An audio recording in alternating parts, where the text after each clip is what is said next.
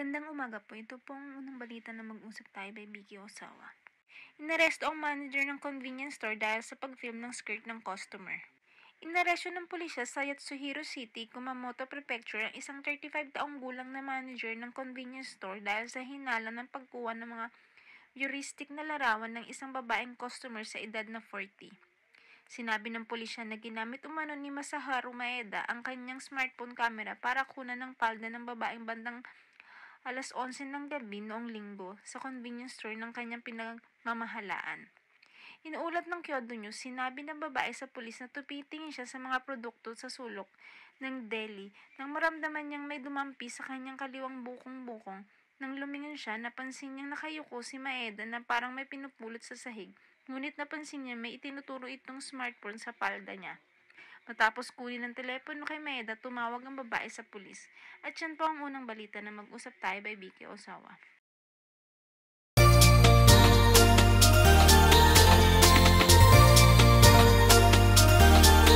Mga problema at suliranin sa buhay ay hindi nawawala.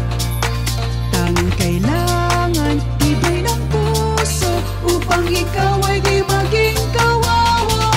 Mag-usap tayo at gagaan mga problema nyo. Mga pagsubok sa ating buhay malulutas kapag nag-usap tayo. Huwag kang susuko sa bawat laban, dito kami hindi ka iiwan. Yugto ng buhay ay katanungan, bawat tanong ay may kasagutan.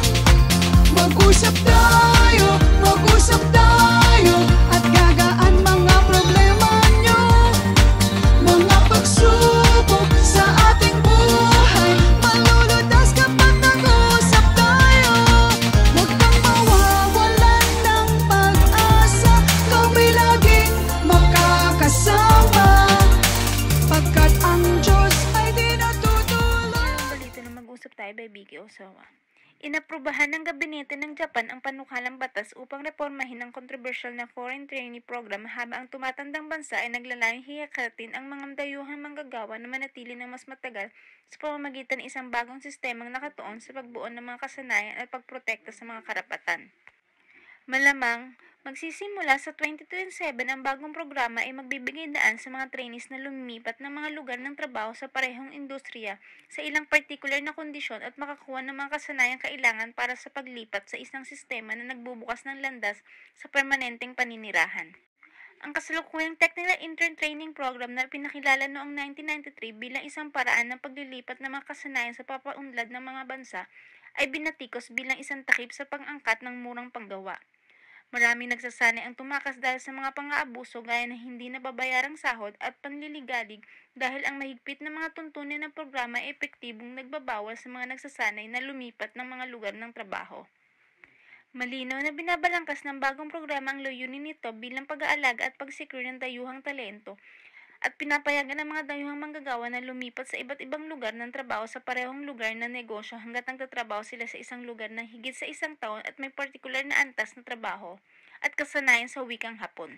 Gayunpaman, sa gitna ng mga pag-aalala ng maraming manggagawa ang maaaring lumipat sa mga lungsod mula sa kaanyuan para sa mga mahusay na sweldo, ang programa ay magpapahintulot sa gobyerno na hilingin sa mga manggagawa na manatili hanggang 2 taon sa ilang mga industriya. Ngunit kasama rin sa nakaplanong legal na rebisyon ang pagpapawalang bisa sa katunayan ng permanenteng paninirahan mula sa dayuhang kung hindi sila nagbabayad ng mga buwis o mga premium ng social insurance. At yan po ang huling balita na mag-usap tayo by Vicky Osawa. Chika Top for today! Sina Bea Alonso at Julia Barreto na nag-interact sa isang party. Bea Alonso at Julia Barreto ay nakita magkayakap at tumatawa. The Reconciliation Chapter sa X, ibinahagi ng The Showbiz Now PH ang video footage ng dalawang showbiz powerhouse na ito sa matapat na sandali. Sina Bea at Julia ay bahagi ng high-key guest list para sa Mr. M Night of 100 Star Party ng talent manager na si Johnny Manahan noong March 16, 2024. Sa video, makikita si Julia nakabukas ang mga braso na palapit kay Bea.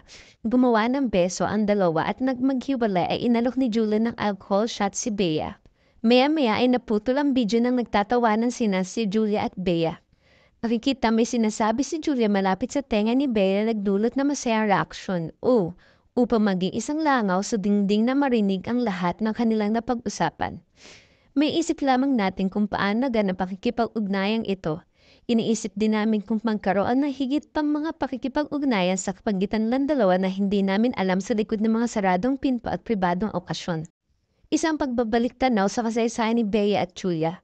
Hulyo 2019, nang mantik na masira ang internet nang mag-post si Bea ng mga ministeryong Instagram stories ng hudyat ng pagtatapos sa pagitan nila ni Gerald Anderson.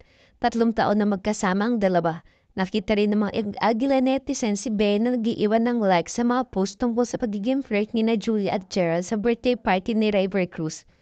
On the other side of the story, inamin ni Joshua Garcia na hindi na sila real life at real-time item. Umupo si Bea para sa isang pasabog na panayam sa Tonight with Boy Abunda na sinabing hindi sila ni Gerald sa breakup na di umunay cheating scandal na ganap online. Sa hiwalay na panayam, sinabi ni Gerald na walang ibang sangkot sa breakup nila ni Bea. Noong August 2019, nagpunta si Julia sa Instagram upang tanggihan ang lahat ng chismis na pandaraya. Tinawag niya si Bea para sa pagsunod ng apoy habang sinasabi niya, Bea, gusto mong panatiling malinis ang iyong mga kamay sa pamagitan ng hindi pagbanggit sa akin sa iyong controversial na post. Ngunit sa isang klik na iyong daliri sa iyong palihim na paraan, sinisingin mo ang lahat na siraan mo ako para sa iyo. Maaari mong gawin ang biktima sa lahat ng gusto mo, ngunit tumanggi ako maging biktima mo. Ang post ay tinanggal na at noong 2021, mas naging publiko sina Gerald at Julia tungkol sa kanilang relasyon. Noong 2023, nagpatuloy si Bea sa isang panayam na nagsabi na hindi niya maaaring maging kaibigan si Gerald. Ilang sandali pa, engaged na siya kay Dominic Roque. At siya ng ating Chika Talk for today.